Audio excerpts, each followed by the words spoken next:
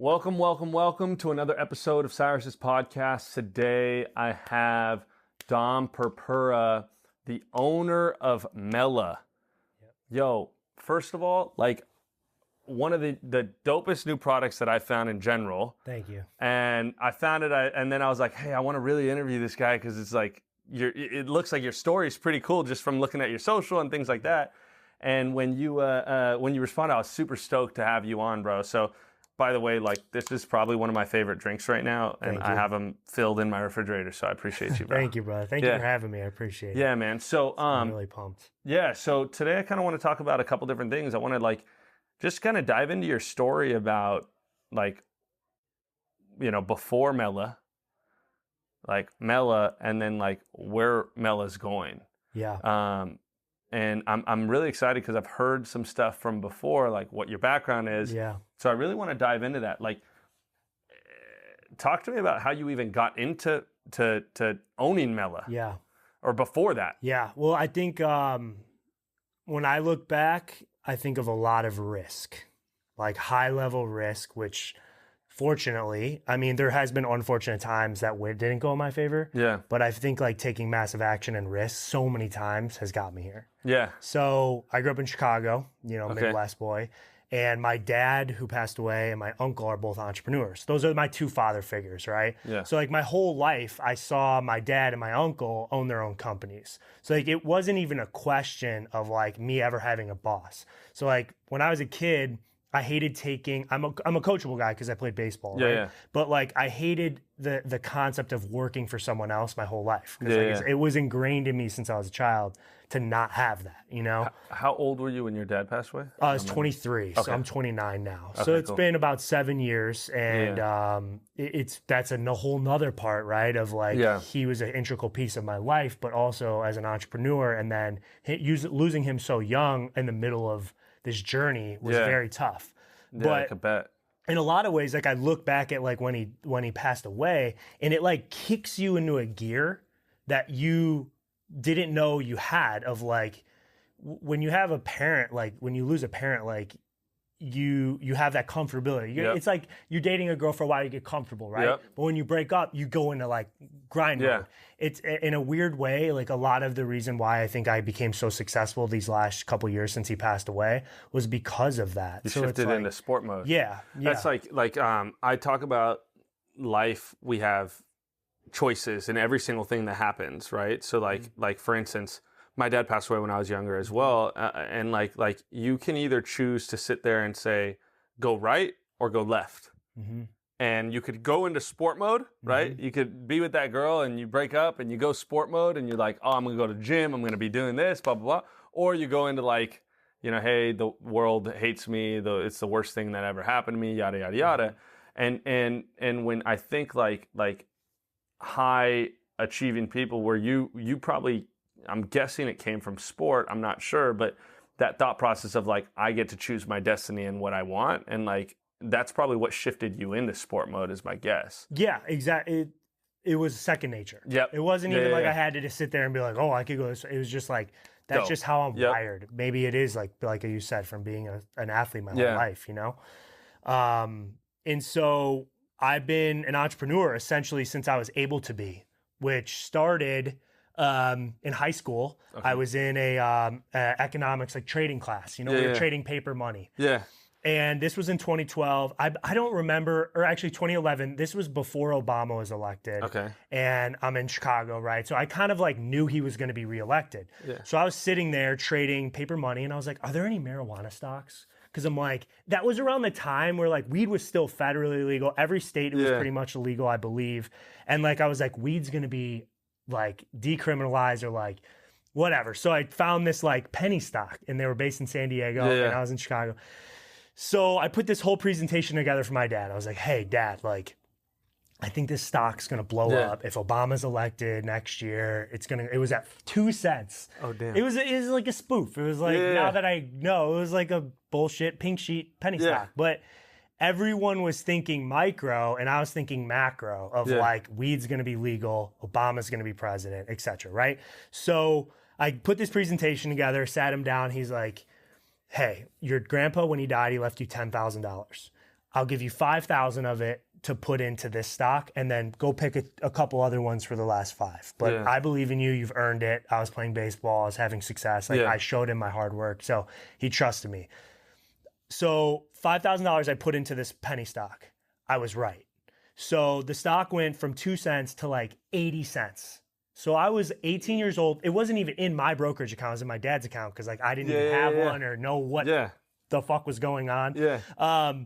And so I was up like at one point like $100,000. Damn. And that is the first domino of my life in business, money, thinking outside, thinking of multiplication of money instead of like thinking trading time for money. I was like, I just took $5,000 and based on a macro event, I could make $100K. Like, long story short, I lost almost all of it because I didn't sell.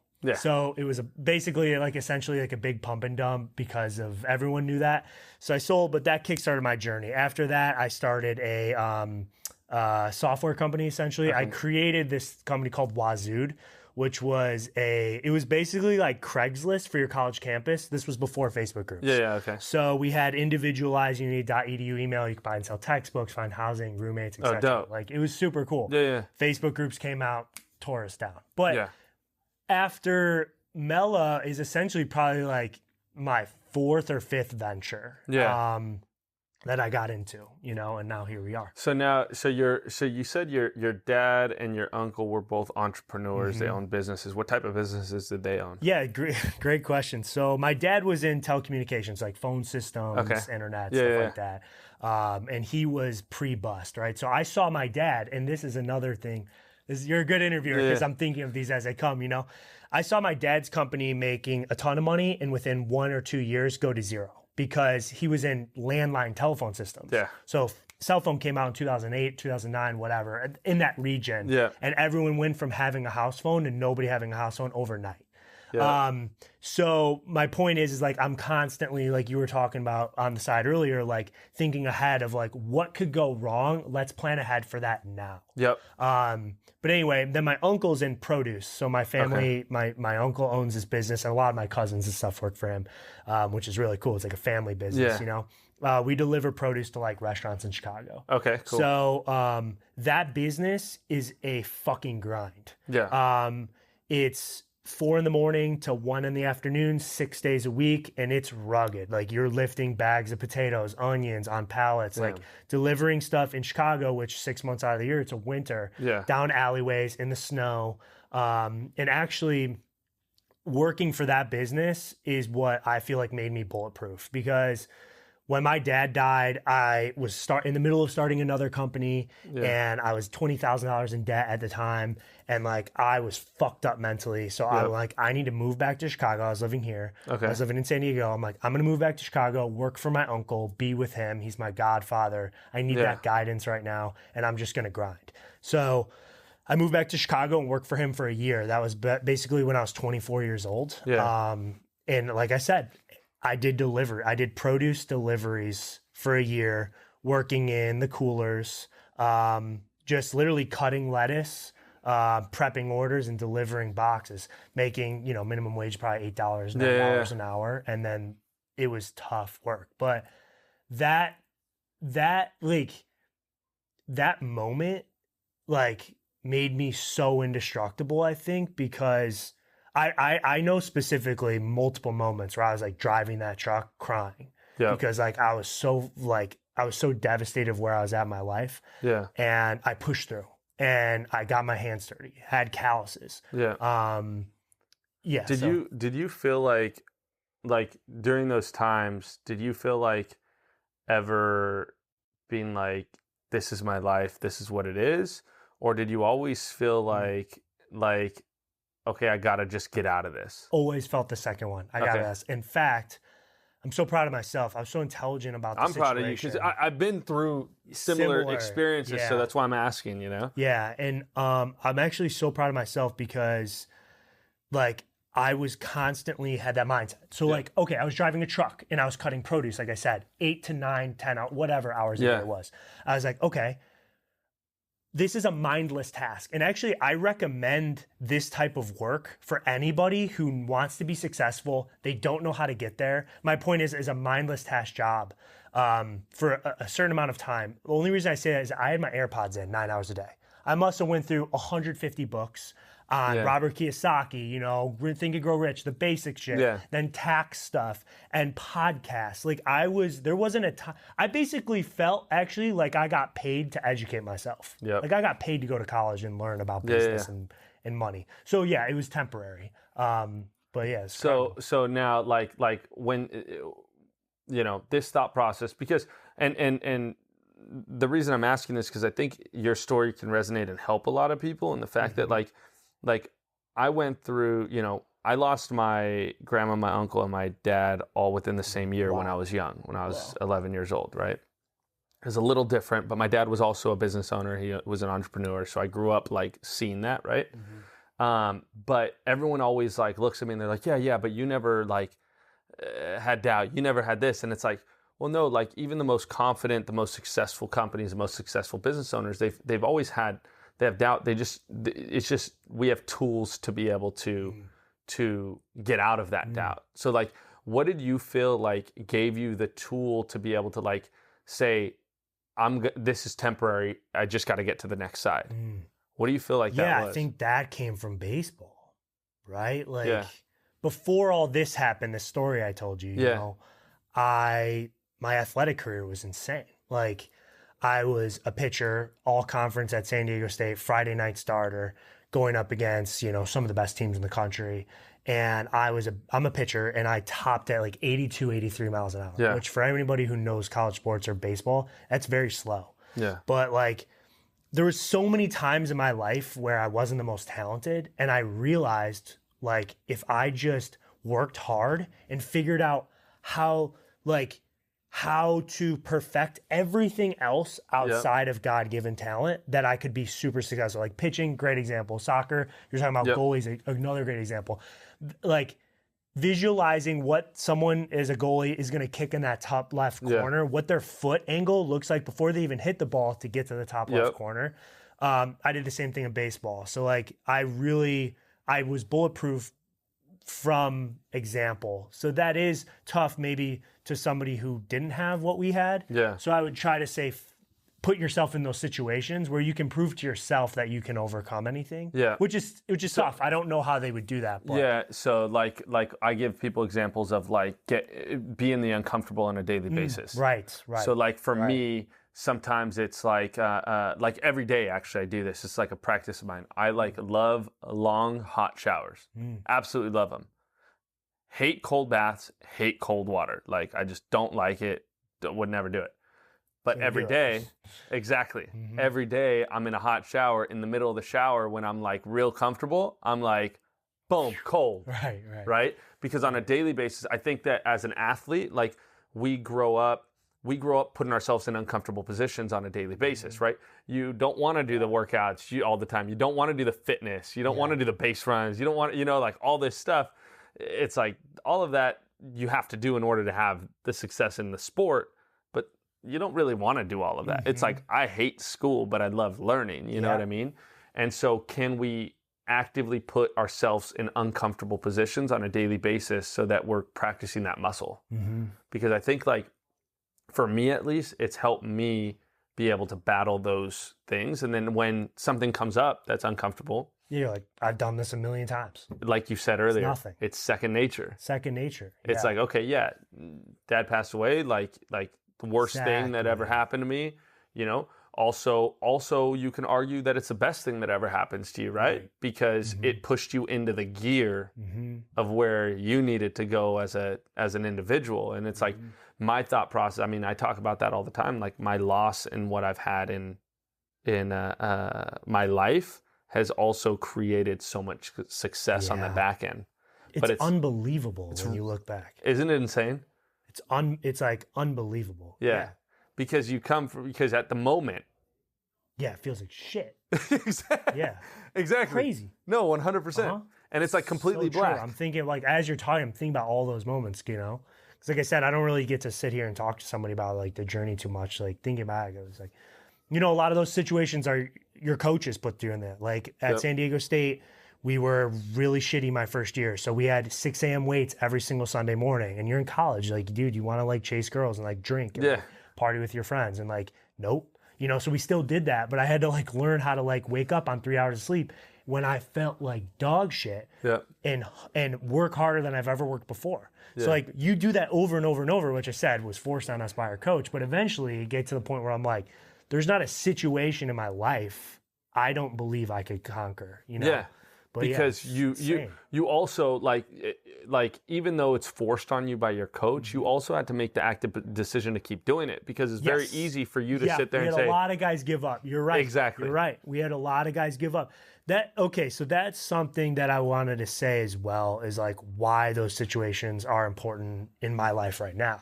So like right now I'm in a position in my life where business owners that are our size are like, all they give a fuck about is like being on the cover of Forbes and like, and all the VCs coming after us. And like now we have VCs coming after us.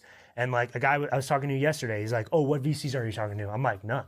Why the fuck would I talk to a VC? Like all I'm focused on is that and getting that in store by store by store by store. That's it. VCs, my point is like, I grew up around so many baseball players that had all the talent in the world, and all they give a fuck about was like their image of how talented they were. But when they weren't willing to hustle, eventually their palace collapsed. They got cut. Like I played with so many guys that were like projected top 5 rounders, yada yada yada, that literally didn't even make it to their sophomore, junior, senior year, or like just got cut because they were running based on the image and the flash instead of like doing the work. So that's what I think through decades of sports and then like working for my uncle's company has bulletproofed me into MELA, knowing like, listen, you could have a better product than me. You could have more money than me. You could have Justin Bieber as the face of your company, but I'm going to outwork you. And so eventually it doesn't matter. Like if your thing collapses, we'll be here, you know? Dude, so that's and you know what's crazy though? The craziest shit ever is that mindset is now negatively viewed upon. Well, it's just, I spoke at BevNet, and the guy literally on the stage at BevNet, which I love BevNet, I'm not trying to talk shit about BevNet, but they were like basically calling that what's called hustle culture, which I'm like, hustle culture? Wait, dude, here's the thing. It's life or death. There's someone told me the other day, that she was like, well, isn't that toxic? I was like, what I said was, I said, look, you know, every single negative thing that's happened in my life has led to a positive, and I truly feel that way. Me too. I'm telling you, look, I've had a lot of death in my life. I've had a lot of ups and downs and so on and so forth, but every single piece has led to something positive because of choice afterwards, right? And I said, so I truly believe, even if I don't know the reason, I truly believe that there is a positive output on the back end, right? No matter what it is. And this girl goes, well, that's toxic positivity. And I was like, if you think that positivity is toxic, that's a whole nother conversation. Like, I can't entertain that conversation. It's the same thing. It's like you're going to tell me. So why I laughed when you said the hard work thing is, dude, I grew up and on my mirror, on my wall, I wrote it everywhere. There's always someone out there getting better than you by working harder than you. I wrote that everywhere. And I still to this day have it in my house, where it's like, every day I'm going to put in the work, because the reality is if I could put in the work and build my foundation, I'm going to have long-term success. I don't want fast money, right? I just want my money to grow. And as long as I have some progress on a daily basis, I win. But it's like, people say this all the time. Like there's always going to be a counter argument to a positive argument, right? And like for me, I think that my belief is you can say it's hustle culture, you could say it's toxic positivity, you could say it's all of this. You focus on me while I keep going forward, right? I'm going to do me. I'm going to focus on my hard work and my growth and my beliefs. And you could call it whatever you want to call it, but this is how I believe. And that's the beautiful thing about being an entrepreneur. Yeah, it is. That's the beautiful thing about being a business owner. Yeah, it is. You know, we get to decide how it is. Yeah. Right? You can say whatever you want about it. Yeah, and it's like, it's actually so simple too. Like, I feel like when I was growing up, I would see people that were really wealthy and stuff. So I grew up in like the smallest house in the most wealthy neighborhood. Yeah. Like it was just me and my mom. My mom's mindset, which is so fucking incredible, because she was spot on, which is where I grew up, she goes, I want to get my foot in the door of the richest area so that my son can grow up with rich friends, with rich families, so he can see what it's like, right? And so that's exactly what happened. So like, my mom just got me in this neighborhood. And actually my family, my mom would always tell me stories about my family would give my mom shit. Like, you want to raise it's called Hinsdale. They're like, you want to raise your kid in Hinsdale? Like, he's going to be snobby and blah, blah, blah, blah, blah. Yeah. And she's like, no, like, I need to get him in this environment so he can see. And also learn how to be with this type of people. Yeah. It's a different culture. Which we could talk about in a second, which is what I missed. But ultimately what I was going to say was, I was so confused my whole life on like, how do I become successful? So, and the older I get, the more I realize it's so simple. Like you said, it's just like taking consistent action on a daily basis, no matter how you do it, what you will, eventually you'll get there. And you got to trust that, because if you think about a marathon, like some people finish a marathon in 5 hours and 30 minutes, right? Or whatever the time is. Some people do it in fucking 3. I don't know. But like, if there's no time constraint on a marathon, if you take one step every day, it doesn't matter if it takes fucking 5 years, eventually you'll walk 26.2 miles. Bro. Like, it's mathematically proven. Like, if you literally walk one step, dude, there is no guesswork. I was literally in Chicago 2 days ago. I was telling you this. I spoke at a conference in Chicago 2 days ago, and I literally said, I can get to any destination as long as I take a step a day. Right, exactly. Like, period. Exactly. Like, I want to walk to the Grand Canyon? Yeah. I'll get there. You can get there. It's just one step It might take me time. Yeah, it might take you time. Yeah. But I'll get there. Yeah, and Dude, that's I freaking love that. so crazy. And I never really understood that. Obviously, you're young. You don't have wisdom. Yep. So I would put so much pressure on myself, which I'm glad. Pressure creates productivity. It creates growth, right? But ultimately, like, I wish I could slow down a little bit sometimes, and I'm still in that mindset of like, I'm going to get there. I just have to focus on what I can control. Correct. Which is like your fitness, your health, your mindset, like you said, doing something uncomfortable. All those things actually matter, but and you do them on a daily basis. It's just like I said, it's math. 100%. And what you start learning is that success is defined by what you want it to be. Right? Good point. Yeah. Like I tell everybody, like, success is, what is your definition of success? Because for right now, let's take MELA, right? Probably when you bought the company, you're like, hey, I just want to get into one store, right? Like, that was your success. Once I get there, I'm there. Now you're in all these stores, you have distribution deals, so on and so forth. Now you're like, shoot, now I want to do this. Right. So your definition of success changes. Some people, they have kids, their definition of success is to get them into college.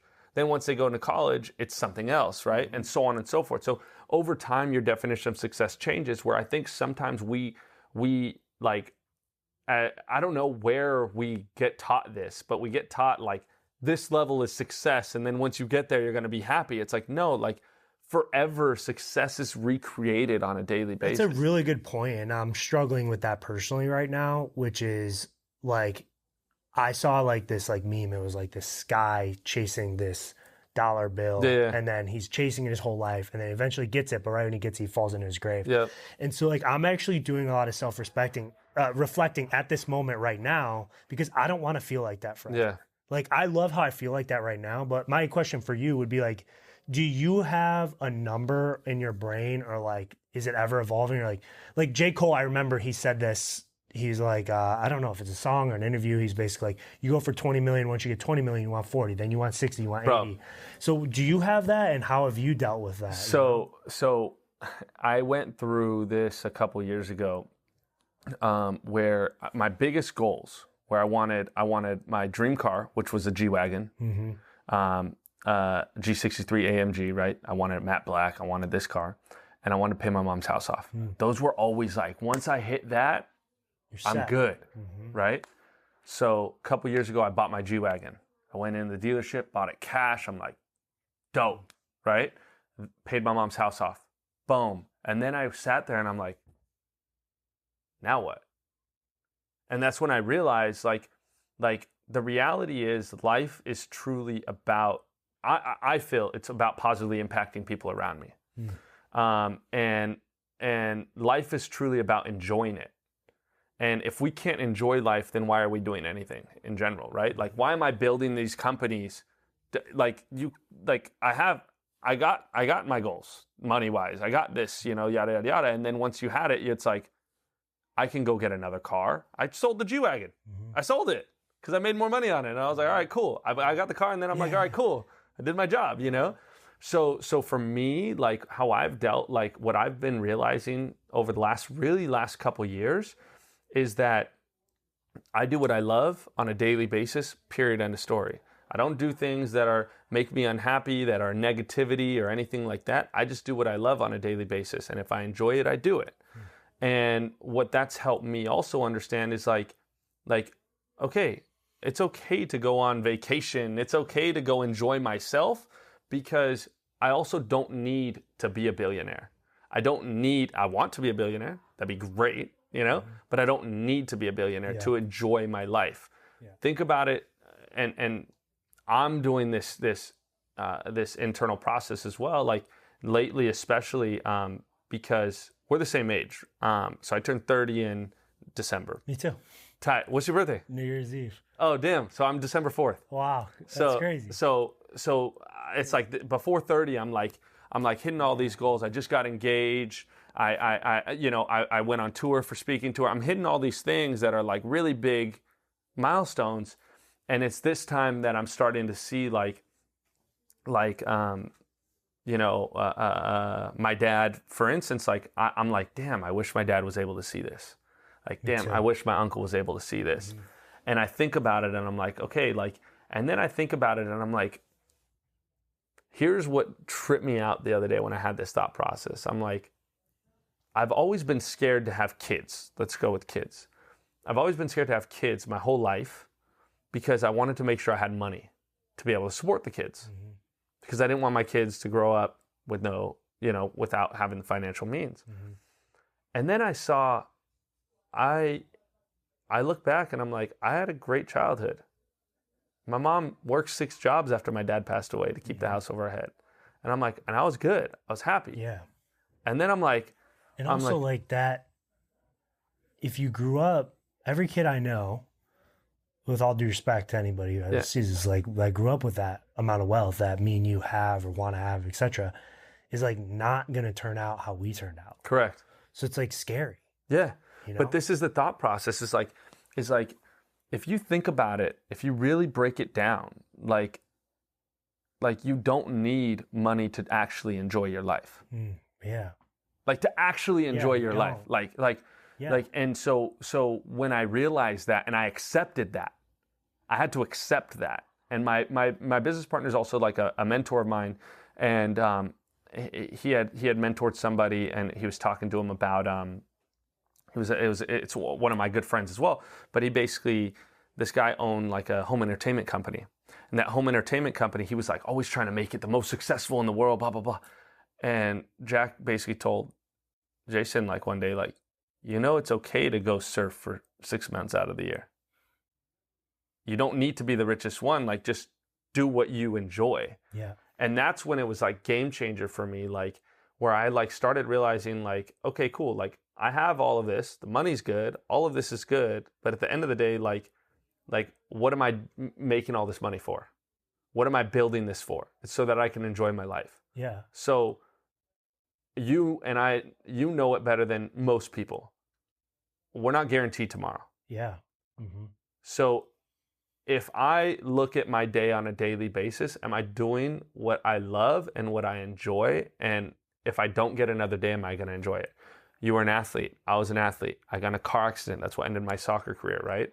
And my last training session, I didn't know was going to be my last training session. I didn't choose to be like, oh yeah, I'm done training. I didn't know it was. And I look back at that all the time and I'm like, could I have worked harder in that one last session? Could I have enjoyed it more? Blah, blah, blah. Right? Could I have done this? And like, what if we had that opportunity in our life on a daily basis? Yeah, I have tattoos about it and I don't even read them. You know what I mean? This says, life is not a race. Do take it slower. Listen to the music before the song is over, And I should read it more. And even when I read it, it just doesn't settle in like this conversation, like the deepness of this conversation. It's very true. And that's what I'm figuring out. That's my what's going on in my life at this current moment. Like up until now, as I get here, now I'm here, and I'm like, what is that? Because it's like I have a disease. Like I think it's the best and the worst thing that ever happened to me is the sickness of like I'm like a fucking canine attacking something that like wants to eat, where like nothing else matters. Like, you know, I'm 29 years old. I think I'm fairly good looking. I don't care about I'm single, so I don't care about girls. I can't even entertain really the fact of like going on dates and doing all the things, which I love to do because I'm so hyper focused on business, which is good. But it's also like, hey, look, like I could get cancer and die in 2 years, and like I'll never have fallen in love again, or like because I was so focused on X. Or another thing I'm struggling with right now is like, you know, all these people are telling me like, which is the truth about MELA, is like, it could be a B, right? Like I bought MELA for a couple M's, and it could be a B. So it's like, if someone offers 100 million, you know, I asked somebody in my life, I was like, hey, what if someone, or he asked me, how much would you sell MELA for right now? And I said, I'd need 100 million to sell MELA right now. And he goes, good, I'll buy it for you for 100 million and I'll sell it for $1 billion. And I was like, fuck, like the pressure to, you know, even for my current employees or like my investors to like not sell it for 100 to bring it to 250. And, you know, I own about 50% equity left. And it's like, if someone gives me $100 million right now, that's life-changing. Which so I think, like, you know, but what's this enough? Is exactly. I think when you look at it, the formula that I use for any big decisions is like very simple. It's like, does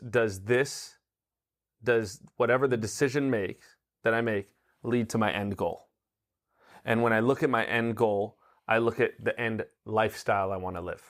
I don't look at the money and all of this stuff.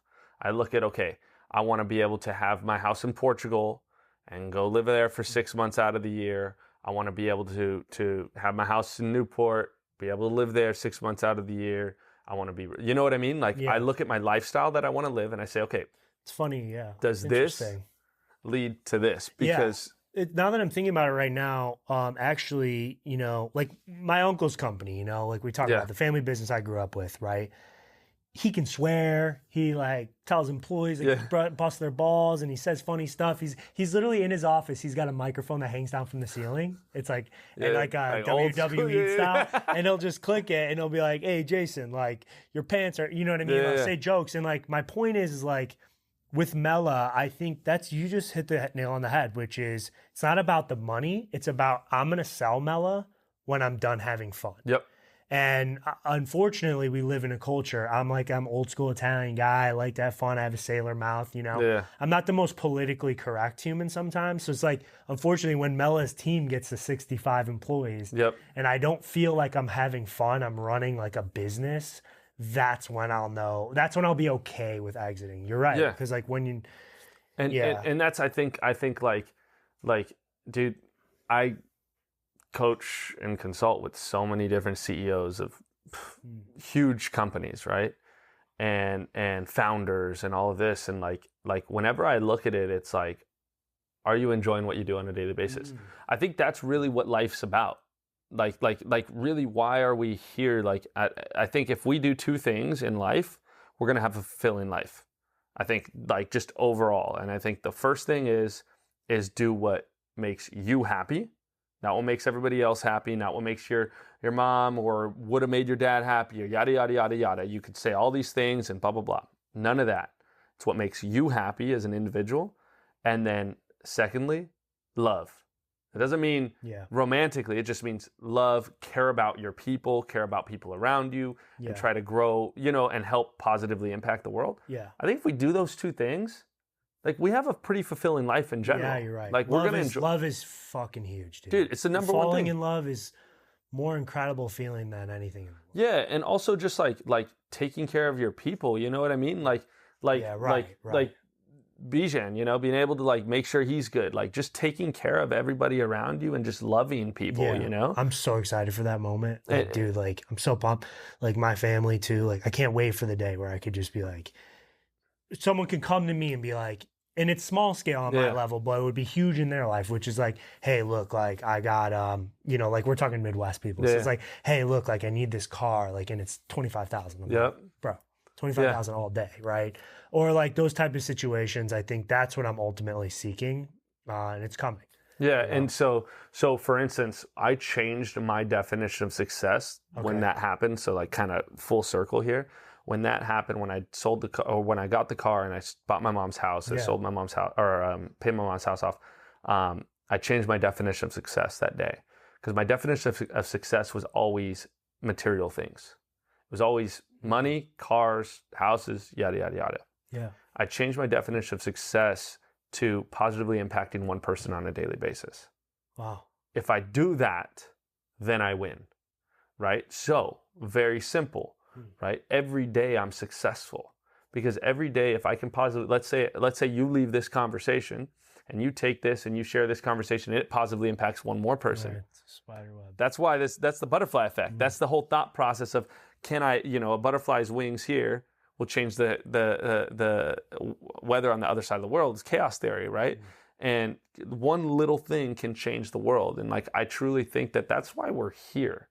Mm-hmm. Like, when you really break down why are we here on this earth, it's to positively impact the people around us. Yeah.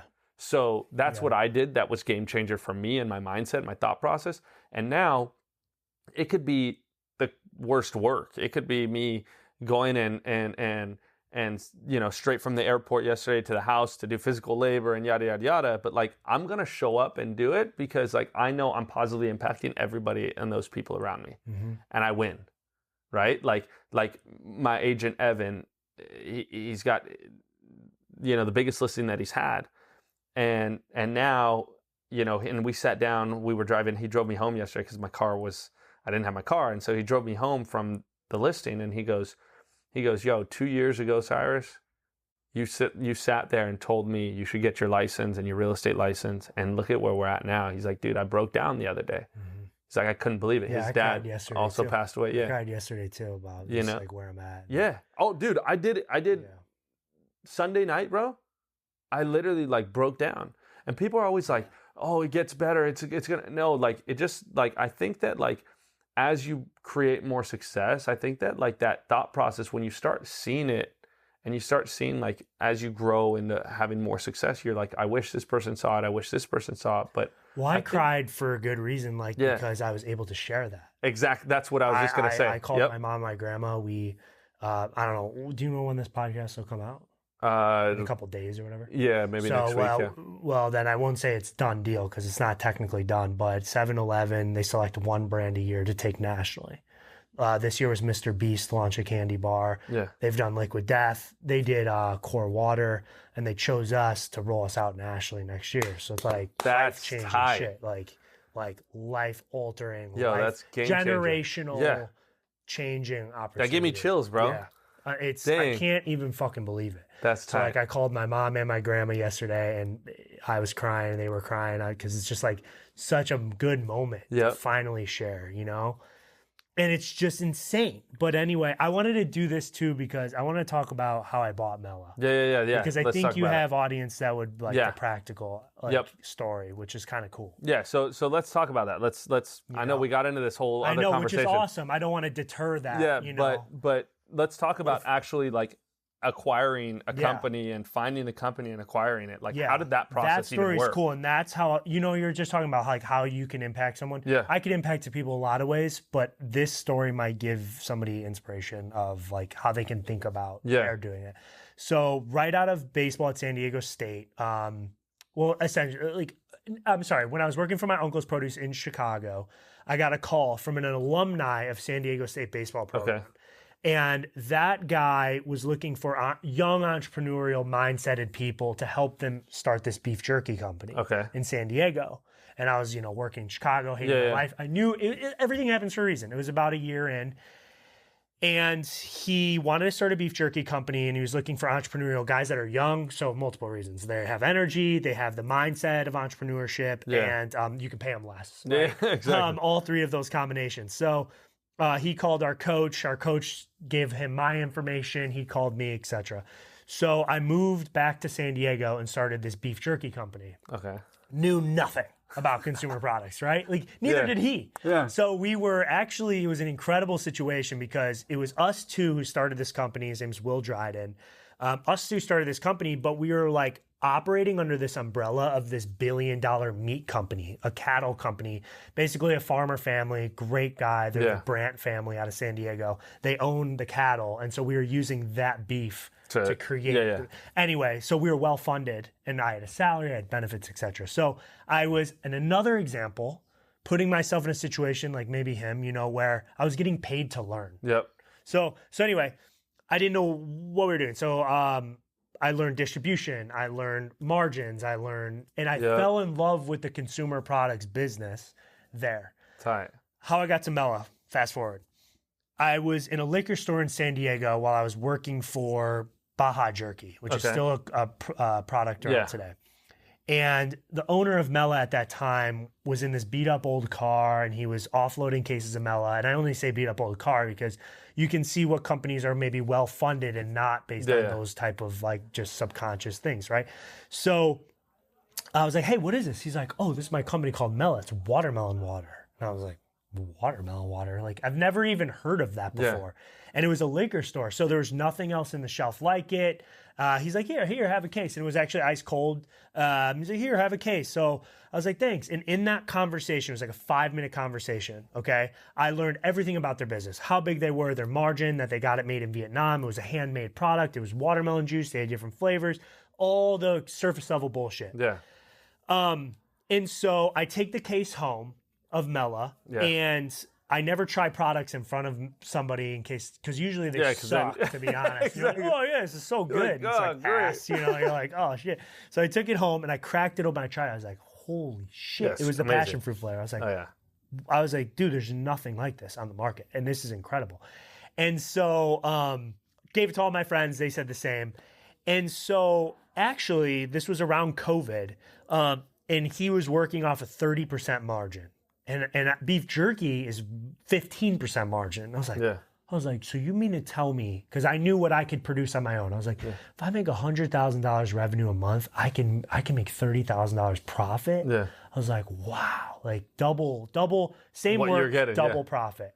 And actually, the only reason they're only 30 is because in COVID, the shipping containers were 17,000 to get over here. Now they're 1,000. Yes. So anyway, all that happens. And it was in the back of my mind. Yeah. That was like 7 months before I bought the company.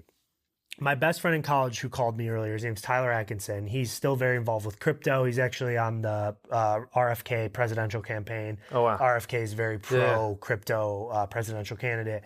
Anyway, he was into crypto really early, 2016, 2017, 2015 even. And he was basically giving tips like, hey, like, and I came from the marijuana example, the stock. So I was already hooked. He was like, buy this. So I was putting in $1,000, $500, $200, $1,000. Shit started ramping up in 2021. And in 2020, I saw the future. I called like multiple people, was doing my research on this Cardano. Are you familiar? Yeah. Cardano in 2017. And I was calling everybody, every tech nerd I knew. Yeah. Like, what's your thoughts on it? How's the tech, etc. I called my mom, same how I called my dad. I was like, Mom, I don't give a fuck. And I did this. This is a crazy story. I got her to invest in it, but I sat my whole family down on Christmas Eve. That's the one time my family gets together. Yeah. Sat my whole family down, literally made them sit and listen to me, probably 40 of my family members. And I go, you guys are going to miss the fucking boat if you do not listen to me right now, including my uncle, who's like self-made millionaire. And they all laughed in my face. My uncle was making fun of me, and I like bitched him out at Christmas. It was like a whole ordeal. Because like I was like, dude, please listen to me. And no one listened to me. Cardano was 2 cents. And I was like, please listen to me. And Bitcoin was 18,000 at the time. And no one listened to me. So I basically took every dollar I could scramble between my mom, my grandma, myself, family. I was in $60,000 of debt. I put everything in crypto. Yeah. And it fucking exploded, dude. It went to, Cardano went from 2 cents to $3.14. I sold around 280, made this huge amount of money. Because you learned to sell. At the top. Boom. Never even thought about that right now. Yeah. You're like, I'm out. Peace. I'm out. I'm like, I'm good. I'm fucking chilling. People, all the YouTubers like, it's going to $9. I'm like, fuck that. Yeah. Take your winnings and move forward. Exactly. So I took the cash and I had this wealth, and I was working at the Baja Jerky, the beef jerky company still. Yeah. And I had, close to $1 million, which is a lot, and I was like, fuck, like, what do I do? So I quit my job, and I was like at Baja Jerky, and Spencer at MELA, the true founder of MELA, was the first call. And I was trying to get a hold of him. Sorry if we're going too long. No, you're good, dude. Just keep going. I was trying to get a hold of him, and his text messages were green. And I'm like, I can't get a hold of this guy because they were blue before, Yeah. So I DM MELA on Instagram, and I was like, hey guys, like, I'm trying to get a hold of Spencer. He knows who I am. And they were like, oh, he's in Turkey right now. He's been there for months. Here's his WhatsApp number. I didn't even have the app, so I got on a call. MELA was operating net positive, which for a beverage company is unfathomable. It's unheard of. It's impossible. And they didn't have one employee in the United States of America, essentially, full-time employee. They didn't have a marketing team. They didn't have a sales team. They were literally, dude, just importing the product, sending it to distributors, and just keeping the profit and reinvesting it. Because the product was so good that it was organically spreading amongst people who found it in stores. Amazing. Organically. Yeah. And I was like, holy shit. Well, that's what happened with me. Same thing. Right. So exactly. So, but essentially, long story short, I bought the company in crypto. Literally, he was in Turkey, sent him cash from fucking my wallet to his wallet. So when you buy a beverage, I never bought anything. There was no assets. So I essentially just said, okay, I basically pay you money. Now the checks are coming to me from your distributors. Yeah. First 6 months, I did a rebrand. I worked with this branding agency in Miami. It was like, and the rest is history now. That's amazing. Yeah, it's fucking crazy. That's amazing. We're finding, I think the reason I say hit the lottery is because or my dad's looking out for me or something just happens, is because this is way more successful than I could have ever imagined. I bought this company, literally, I'm not even joking, because I'm like, okay, I bought it for $360,000. I was like, I'm going to buy this company for $360,000. The next Bitcoin bull run is going to be in 2025. I'm going to sell this company for $5 million. Then I'll have $5 million I can put in the next crypto run and make $100 million, whatever. Now, we're hitting every single in the beverage category. We're hitting, we have no competitors, really, essentially, no competition. It's extremely hard to compete with us, too, because for price per ounce, we're destroying. Our price point's perfect. Branding is perfect. Channel, we're hitting. Another thing that I've started to learn is, usually when people create a consumer product, there's multiple channels. You have the convenience channel, which, like we said, 7-Eleven, gas stations, shit like that. Which is a whole different type of buyer than someone who shops at Whole Foods. And then that buyer is a different person than someone in the fitness channel, which is like NoCo or the energy drinks, like Bang hit. Yep. So Bang hit two channels. They hit the fitness channel and then they hit convenience channel, which is why they blew up so fast. But long story short, MELA's hitting every channel, which is extremely rare. So we went from 25,000 a month. Last month we did almost 1 million. We're going to run out of inventory this month, so we'll do another 1 million. We're going to run out of inventory next month, so we'll do 1 million. I love that. But we should be doing close to next month in August, we would have done about 2.5 million. Wow. Yeah. And then this is pushing people off. Yeah. So I think next year we'll probably do close to 30 to 50 million in that revenue range. But yeah, it's just insane. And then it's just it's freaking amazing.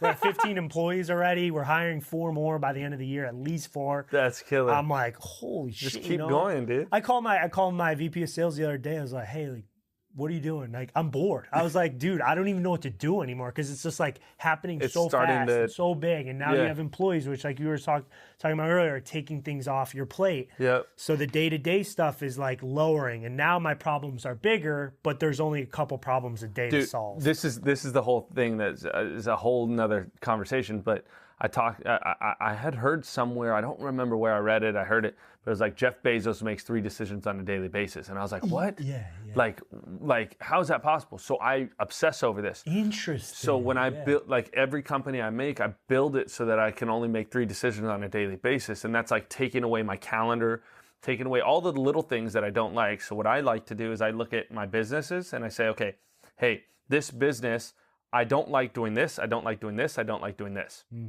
So if I don't like doing all that, I'm hiring people to do that. I love doing this, I'm going to keep doing this until I don't love it anymore. Then I'll hire someone to do that, right? Yeah. And so like that's my thought process. So I don't have to make, it's just the higher picture, the big picture decisions that I have to make, you know? And it's an exciting time to be in that kind of like that curve. It is like I was by the pool yesterday tanning in the middle of the day.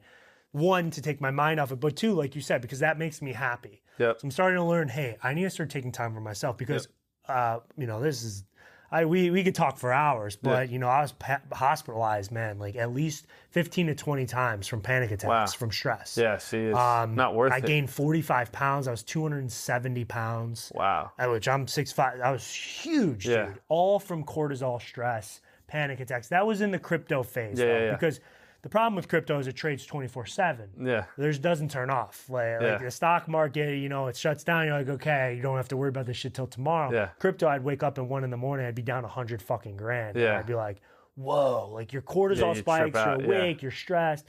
But anyway, so learning to deal with stress. Yeah. For me, I have to get my body moving. Yep. It's a fucking non-negotiable. If I don't, that's the first domino that falls. I will fail in business because I don't work out. So and like this thought process. So like people don't understand this, but until you get into the space. But like when you do that, when you do work out, or when you do in the middle of the day step out, it also as a business owner and as a leader, like it lets you look at things in a different perspective. Which I think that if more people look at things, because when you're in it, sometimes you're in it and you can't find the problem. You're like, what the heck? When I step out and I'm working out, all of a sudden it's like, oh my gosh, that's the freaking thing. Or me, I go on my boat in Newport Beach and I'm like, I go on it and I'm like, oh, that's the freaking solution. I've been trying to figure out how to solve this. I finally solve it because when our minds relax is when our mind starts working. Exactly. Right? Yeah. So it's a powerful thing. So now, what's next for MELA? Like I know we've kind of talked about it. What's your thought process? What's your goal? What's your next step for MELA? Yeah. So our goal this year is 10 million in sales. I think of for right now, it's just financial goals in terms of our revenue. But it changes. There's little goals here and there. But our goal for next year we haven't set yet. But I'm going back and forth. Like, would I like to get a celebrity involved potentially next year? There's pros and cons to both. We don't need it. So we've turned down some opportunities already because I'm like, why would I lose equity right now when I don't need you to get to the year?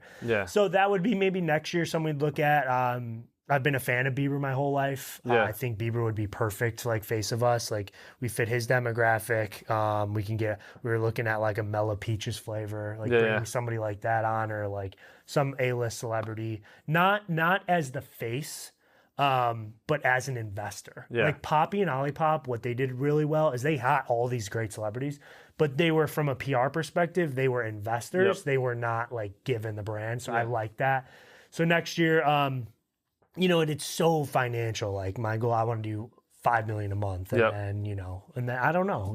I think one thing you said was just cool. Is like I'd like to start getting more cool goals together, like put MELA in SoFi. That's which has nothing to do with making money. It's like, how do we get MELA in SoFi? Or on the sidelines they got tubs of MELA. That'd be tight. Shit like that. Which is, I haven't even had time because I'm still in that scarcity mindset. I'm still in that like grind. I think I'm coming to a close.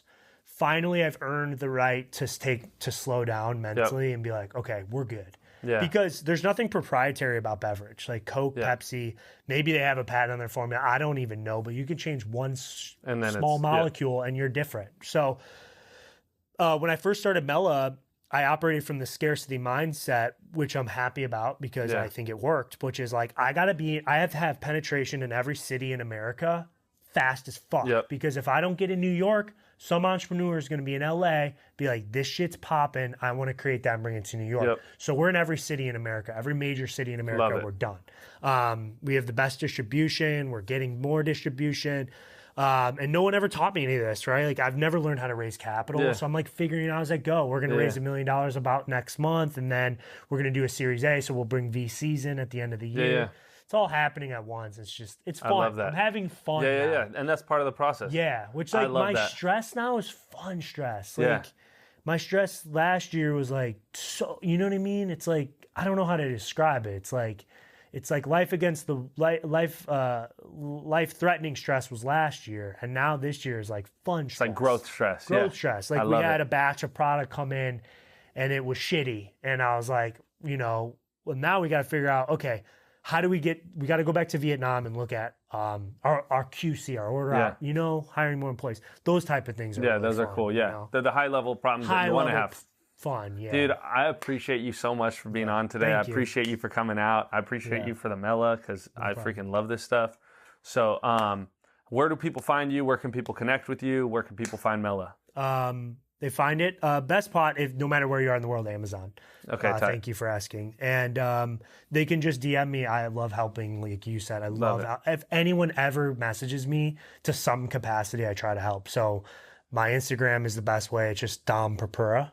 And then I'm private, but if you message me, we'll figure it out. Cool. And then MELA's Instagram is just at MELA. Perfect. Yeah. Well, and I really appreciate you and what you're doing too. I'd love to help you out and bro, bring cool people to you. Tight. Thank appreciate you, bro. Thank you so much. Thanks, man.